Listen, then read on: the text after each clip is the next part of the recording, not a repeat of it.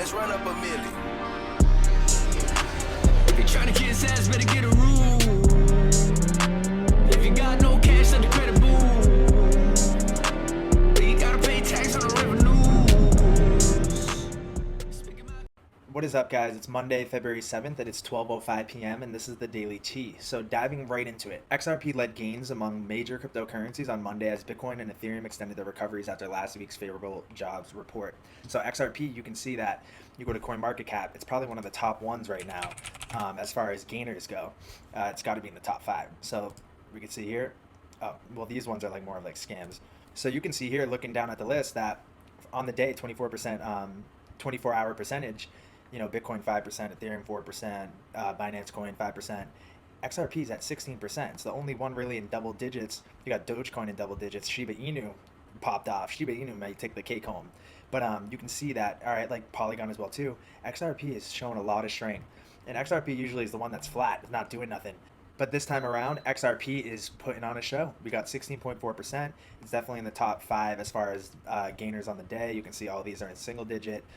Yeah, so it's looking good as far as that end. This is what you like to see. It's what you like to see. So Digital Pound Foundation. So there was all these different project names like Project Jura, Project Helvetia, Project, all these different ones that these central banks were doing for their piloting of wholesale central bank digital currencies. And Digital Pound Foundation said, have you heard of Project Jura? Join us on February 24th to learn about cross-border settlement using wholesale CBDC, all our keywords. And it's talking about Project Jura, Accenture, Quant, Ripple, SDX company, and real-time gross settlement.global. So probably nothing, but Project Jura, we could probably see who was involved with that one. So with Project Jura, it was the Bank of France, Swiss National Bank, and the Bank for International Settlements.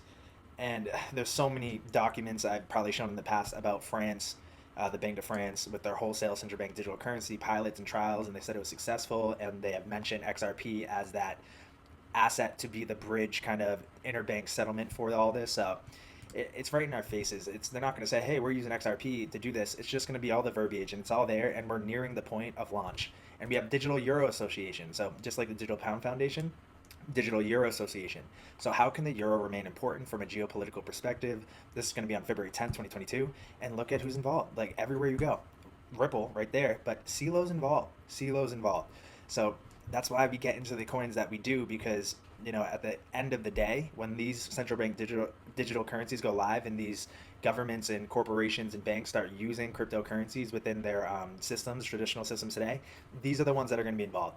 And I want to follow the money. I want to be in the ones that will soak up and sponge up all the big money. I don't care about the movements right now. Shiba Inu's up 40% today. Not worried about it, because in the grand scheme of things, in the long run, we're going to soak up all the money in the coins that we're in, because they're the ones that are partnering with the legacy institutions to enable them to use blockchain solutions utilizing something like CELO or XRP. Then we have China debut of its central bank digital currency at the Winter Olympics raises concerns from Senator Toomey. But China debuts the digital yuan at the Olympics. So we were calling this months ago. The ECNY, or digital yuan, can be used to make purchases within the Olympic Village. It's debuted it to foreign visitors, and yeah, so they went live with it. And they're saying analysts have raised potential to subvert U.S. sanctions, facilitate illicit money flows, enhance China's surveillance capabilities, and provide Beijing with first mover advantages, such as setting standards in cross-border digital payments. So they went live with it, and the U.S. is pretty panicky right now. Then we have Tesla. And remember last year around this time, January, February, Tesla was like activated saying that they bought crypto and Bitcoin, and that's kind of what led to a rise. It's like 1 year later, here we are again. Tesla, we believe in the potential of crypto both as an investment and as a liquid alternative to cash. And that was today. Then we have, we covered this, I feel like, in the last daily T, and I think we have an update on it. The trust banking arm of MUFG is set to launch a yen peg stablecoin as a payment instrument to expedite securities transactions. So MUFG, I just want to double check real quick if we saw on Ripple's website in the partners if MUFG was right up here as a partner. So let's see real quick. I don't see it right on the front page, but there's many behind the scene documents of them working together. But let's keep going here. So they're going to be launching a yen peg stablecoin as a payment instrument to streamline securities transactions. Everything's going to run on blockchain technology. So stablecoin will be pegged to the Japanese yen. Banks and other financial institutions will be allowed to issue stablecoins next year under new legislation designed to limit the issuance of such digital currencies by private companies.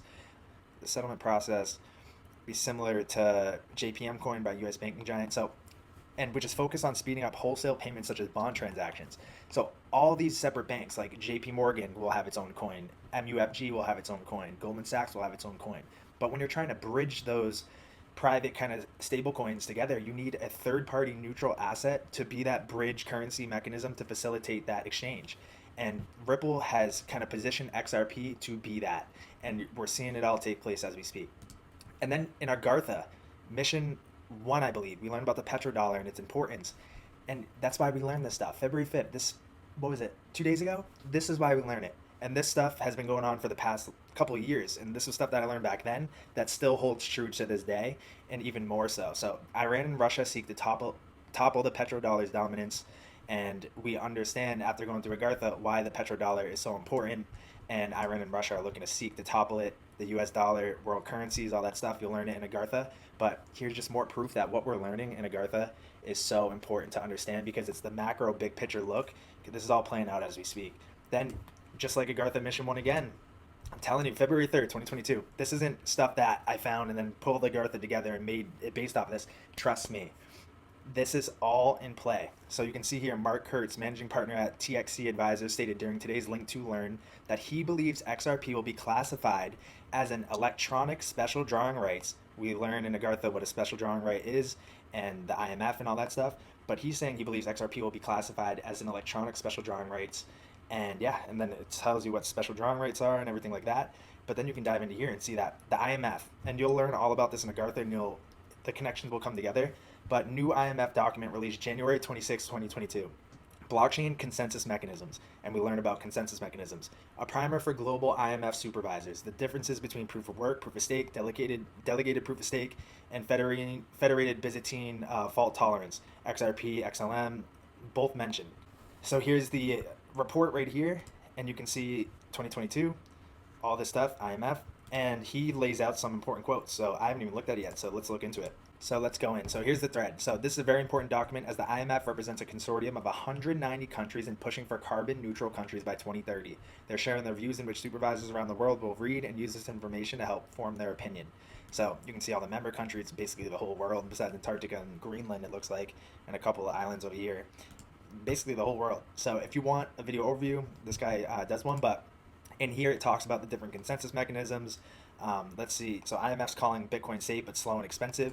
And it goes in here, Bitcoin blockchain, proof of work is the most popular consensus mechanism, but it suffers from significant drawbacks. Proof of work is a secure, resilient method of forming consensus, but it consumes significant energy and can be slow and expensive during times of high network traffic. And we've seen that with gas fees and miner fees.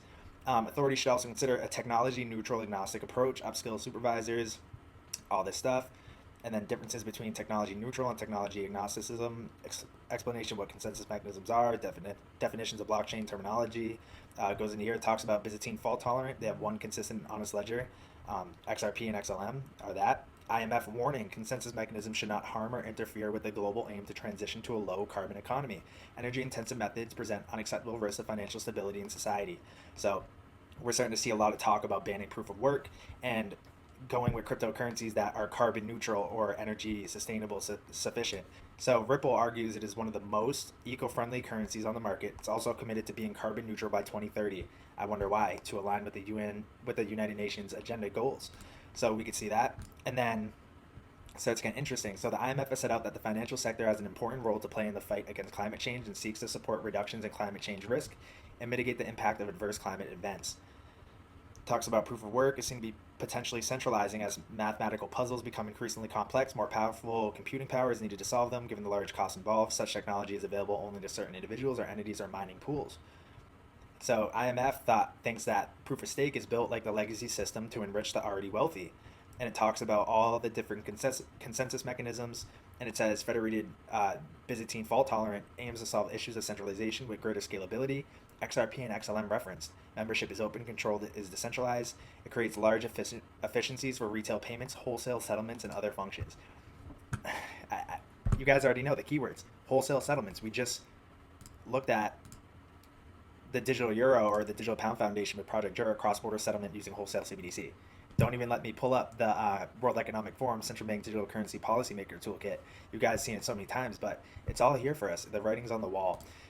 You can see here, XRP and XLM are mentioned, so well-known use cases are Ripple and Stellar. This is an IMF document from like a week or two ago. They're involved heavily involved, and we're in the right cryptos, guys. Don't look at the short-term stuff. Look at the big picture here, because we're getting to that last yard line. We are 100% getting to that last yard line. So stick to the course. And yeah, guys, we're almost there. There's gonna be a lot of stuff coming out this year. It's gonna be wild. I'm sure we're gonna see some stuff come out this month and next month as well too. So buckle up. It's gonna be a fun ride, and I'll see you in the Discord.